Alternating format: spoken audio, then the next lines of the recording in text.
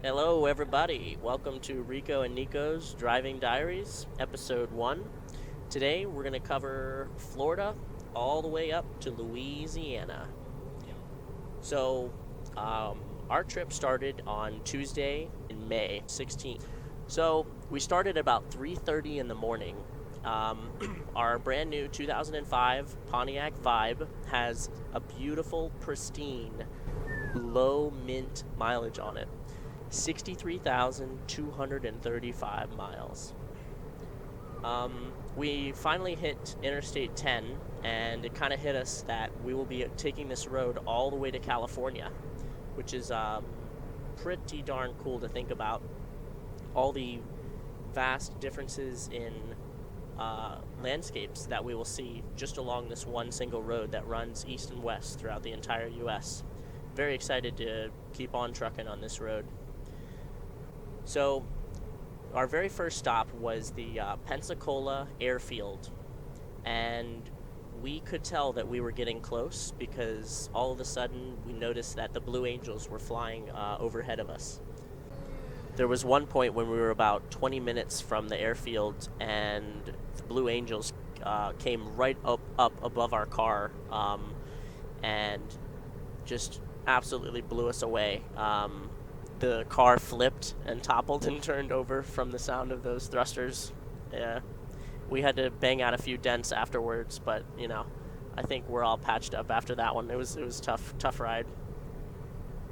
Um, so we saw the unbelievable performance of the Blue Angels. They have so many cool formations that they do. After the salute to the Blue Angels, we were able to actually go inside of multiple museums that they have in the airfield.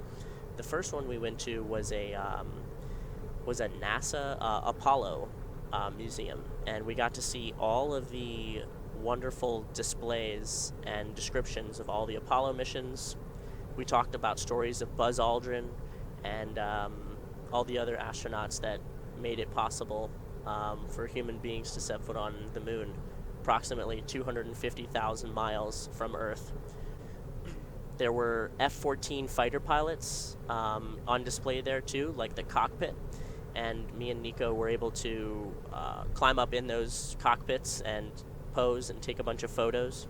I got a little tempted by the beauty of the engines and the exhaust, and I wanted to get an up-close look at one, so I climbed inside one of the rear exhaust vents to get a closer look at the turbine.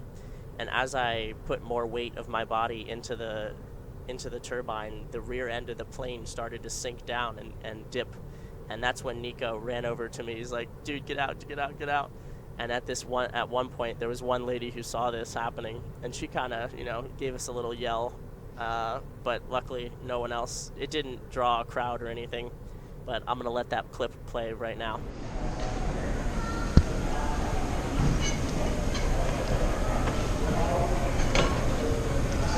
Get up in there.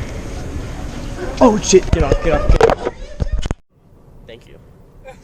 Our next stop was New Orleans, and we stumbled across, after parking and then walking for like a mile to downtown, we stumbled across Bourbon Street.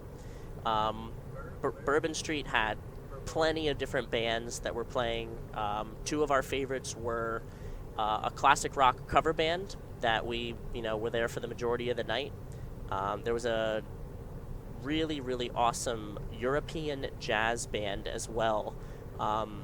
The pianist of this band was a particularly goofy-looking gentleman, but unbelievably talented on those keys. Like, it was amazing how quick his hands could move, and really just a spectacular performance.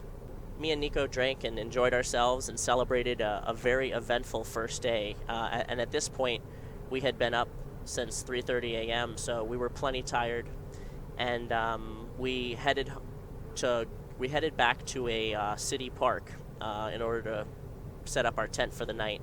And on the way there, I noticed that the car was pulling pretty hard to the right. So when we got to the park, I checked it out, and it turns out that we actually got a flat tire. Very clueless as to exactly how the flat happened, but my guess would be that maybe the tire pinched on a bump or something that we might have taken too hard a little bit, on the way home. The guy actually just said, "Hey, I have a compressor." So we pumped up the tire, and it was able to get us to the mechanic. We met a very cool mechanic named Frank. When we were there, we couldn't find any leaks, any signs of a leak. So he just told us to, keep an eye on it. I also told him that we were having a rattling sound coming from the exhaust. I had a feeling it was the heat shield that was rattling over my exhaust manifold, and it turns out that was exactly it. We had to replace the just a couple of screws that held up the heat shield. This is where we slept last night, little boys. Yeah. I slept in the tree right there. It was quite comfy.